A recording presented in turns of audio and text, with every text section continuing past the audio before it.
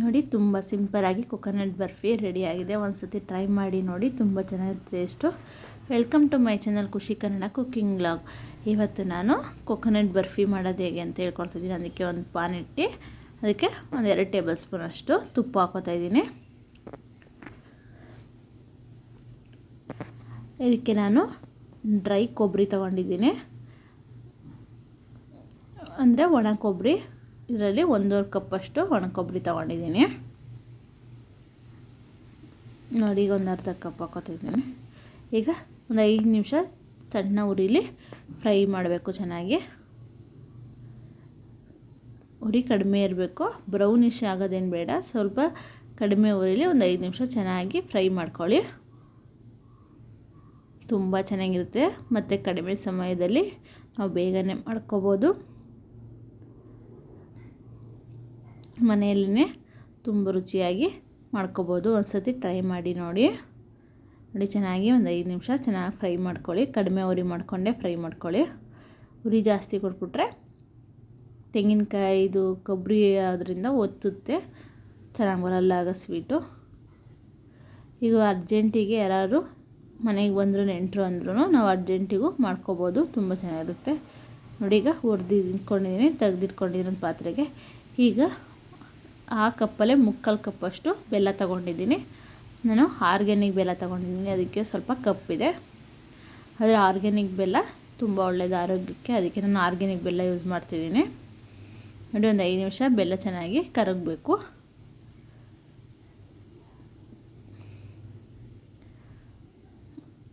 ನೋಡಿ, ಚೆನ್ನಾಗಿ ಕರಗಿದೆ. ಈಗ ಒಂದು ಸತಿ ಅದನ್ನು ಸೋಸ್ಕೊಳ್ಳೋಣ. ಅಂದರೆ ಬೆಲ್ಲದಲ್ಲಿ ಕಲ್ಲು ಇದ್ದರೆ, ಕಸ ಕಡ್ಡಿ ಕಲ್ಲು ಏನಾರು ಇದ್ರೂ ಸೋಸ್ಕೊಂಡ್ರೆ ಚೆನ್ನಾಗಿರುತ್ತೆ. ನಾವು ಹಾಗೆ ಮಾಡಿಬಿಟ್ರೆ ಆಮೇಲೆ ನಾವು ಸ್ವೀಟ್ ಮಾಡಿದಾಗ ಅದು ಬಾಯಿಗೆಲ್ಲ ಸಿಗುತ್ತೆ. ನೋಡಿ, ಸೋಸಿದಾಯಿತು.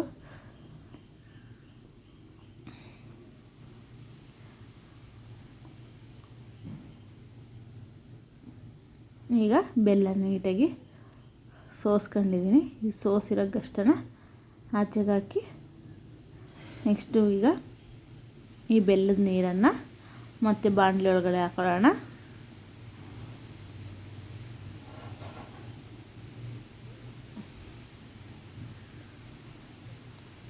ನೋಡಿ, ಈಗ ಹಾಕ್ಕೊಂಡು ಸ್ವಲ್ಪ ಉರಿ ಜೋರಾಗಿಟ್ಟು ಮತ್ತೆ ಕುದಿಯಲು ಬಿಡೋಣ.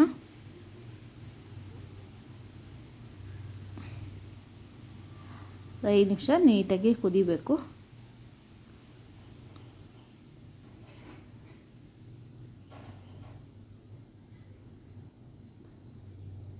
ನೋಡಿ, ಒಂದು ಎಲ್ಲ ಕಡೆ ಕುದೀಲಿ. ಈಗ ನಾವು ಹುರಿದಿಟ್ಕೊಂಡಿರೋ ಕೊಬ್ಬರಿ ಪುಡಿನ ಹಾಕ್ಕೊಳ್ಳೋಣ.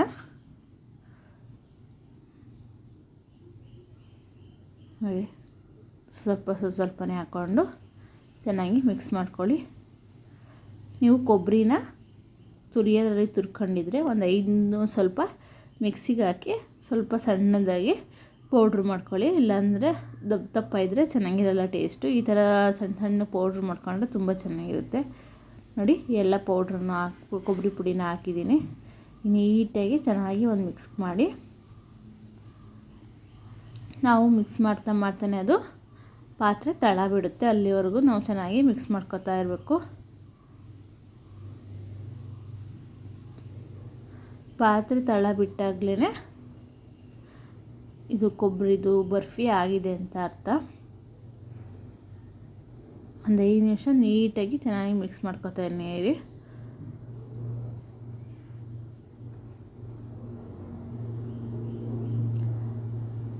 ನೋಡಿ, ಚೆನ್ನಾಗಿ ಒಂದು 5 ನಿಮಿಷ ಕೈ ಆಡಿಸ್ತಾನೆ ಇರಬೇಕು, ಇಲ್ಲಾಂದರೆ ತಳ ಹೊತ್ಬಿಡುತ್ತೆ.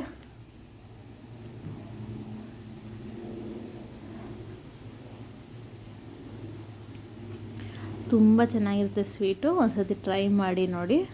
ನೀವು ಬೇಕ್ರಿಲಿ ತಿನ್ನೋಕ್ಕೆ ಇಷ್ಟನೇ ಪಡಲ್ಲ, ಈ ಥರ ಮನೆಯಲ್ಲೇ ಮಾಡ್ಕೊಂಡು ತಿಂತೀರಾ. ನೋಡಿ, ಎಲ್ಲ ಚೆನ್ನಾಗಿ ನೀಟಾಗಿ ತಳ ಬಿಡ್ತಾ ಇದೆ. ಒಂದು ಸ್ವಲ್ಪನೂ ತಳನೂ ಒತ್ತಿಲ್ಲ, ನೀಟಾಗಿ ಆಡಿಸ್ತಾನೆ ಇದ್ದರೆ ತಳ ಬಿಡುತ್ತೆ.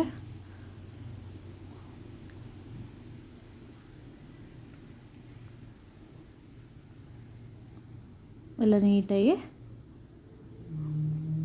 ಬಾಡಿಸೋಣ. 5 ನಿಮಿಷ ಆಗಿದೆ. ಈಗ ನಾನು ಬಟರ್ ಪೇಪರ್ ತಗೊಂಡಿದ್ದೀನಿ, ಅದಕ್ಕೆ ಸ್ವಲ್ಪ ಆಯಿಲ್ ಸ್ಪ್ರೆಡ್ ಮಾಡ್ಕೊಂಡು ಇಟ್ಕೊಂಡಿದ್ದೀನಿ.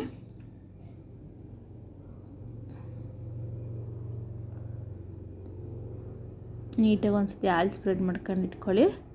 ಈಗ ಮಾಡಿರೋಂತಹ ಬರ್ಫಿನ ಅದರೊಳಗಡೆ ಹಾಕೋತಾ ಇದ್ದೀನಿ.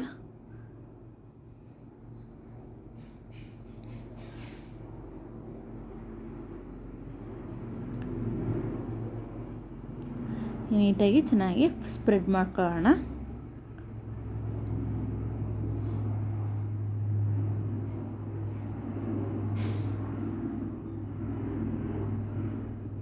ಈಗೆಲ್ಲನೂ ಬಾಂಡೆಯಿಂದ ತಗೊಂಡು ನೀಟಾಗಿ ಸ್ಪ್ರೆಡ್ ಮಾಡ್ಕೊತಾ ಇದ್ದೀನಿ. ಈಗ ನೋಡಿ ನೀಟಾಗಿ ಎಷ್ಟು ಚೆನ್ನಾಗಿ ಸ್ಪ್ರೆಡ್ ಮಾಡ್ಕೊಂಡಿದ್ದೀನಿ. ಈಗ ಇದನ್ನು ಈಗಲೇ ಬಿಸಿ ಇದ್ದಾಗಲೆಲ್ಲ ಚಾಕು ಸಹಾಯದಿಂದ ಕಟ್ ಮಾಡ್ಕೊಳ್ಳೋಣ. ನಮಗೆ ಯಾವ ಶೇಪ್ ಬೇಕೋ ಆ ಶೇಪು ಕಟ್ ಮಾಡ್ಕೋಬೋದು.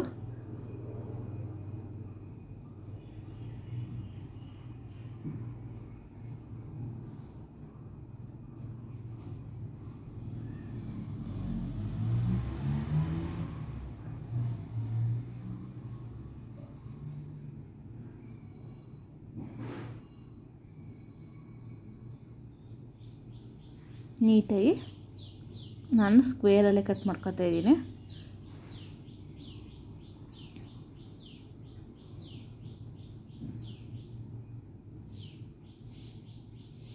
ನೋಡಿ ಈಗೆಲ್ಲ ನೀಟಾಗಿ ಕಟ್ ಮಾಡ್ಕೊಂಡಿದ್ದೀನಿ. ಈಗ ನೀವು ಬೇಕಂದರೆ ಗಾರ್ನಿಷ್ ಮಾಡ್ಕೋಬೋದು.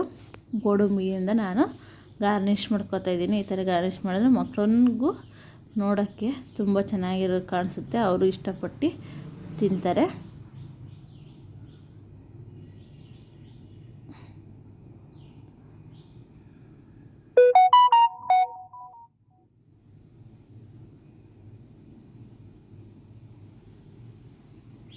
ಎಲ್ಲದನ್ನು ಗೋಡಂಬಿಯಿಂದ ಗಾರ್ನಿಷ್ ಮಾಡ್ಕೊಂಡಿದ್ದೀನಿ. ಈಗಿದು ತಣ್ಣಗಾಗೋಕ್ಕೆ ಬಿಡೋಣ. ನೋಡಿ ರುಚಿಯಾದ ಬರ್ಫಿ ರೆಡಿಯಾಗಿದೆ. ಒಂದು ಸತಿ ಟ್ರೈ ಮಾಡಿ ನೋಡಿ, ತುಂಬ ಚೆನ್ನಾಗಿರುತ್ತೆ ಟೇಸ್ಟು. ನೋಡಿ ಇದನ್ನು ಹಾಕ್ಬಿಟ್ಟು ಒಂದು 10 ನಿಮಿಷ ಆದಮೇಲೆ ನಿಮಗೆ ತೋರಿಸ್ತಿದ್ದೀನಿ. ನೋಡಿ ಯಾವ ಥರ ಬರುತ್ತೆ ಅಂತ. ನೋಡಿ ಪೀಸು ನಾವು ಯಾವ ಥರ ಕಟ್ ಮಾಡ್ಕೊಂಡಿದ್ದೀವೋ ಆ ಥರನೇ ಬರುತ್ತೆ. ತುಂಬ ಚೆನ್ನಾಗಿರುತ್ತೆ ಟೇಸ್ಟು. ಒಂದು ಸತಿ ಟ್ರೈ ಮಾಡಿ ನೋಡಿ. ನೀವು ಬೇಕ್ರಿ ಸ್ವೀಟಿಗೆಲ್ಲ ಆಸೆನೇ ಮಾಡಲ್ಲ, ಈ ಥರನೇ ಮಾಡಿಕೊಂಡು ತಿನ್ಬೋದು. ನನ್ನ ಚಾನಲ್ನ ಪ್ಲೀಸ್ ಲೈಕ್ ಮಾಡಿ, ಶೇರ್ ಮಾಡಿ, ಸಬ್ಸ್ಕ್ರೈಬ್ ಮಾಡಿ ಹಾಗೂ ಬೆಲ್ ಐಕಾನ್ನ ಕ್ಲಿಕ್ ಮಾಡಿ. ರುಚಿಯಾದ ಕೊಕೊನಟ್ ಬರ್ಫಿ ರೆಡಿಯಾಗಿದೆ. ಒಂದು ಸತಿ ಟ್ರೈ ಮಾಡಿ ನೋಡಿ.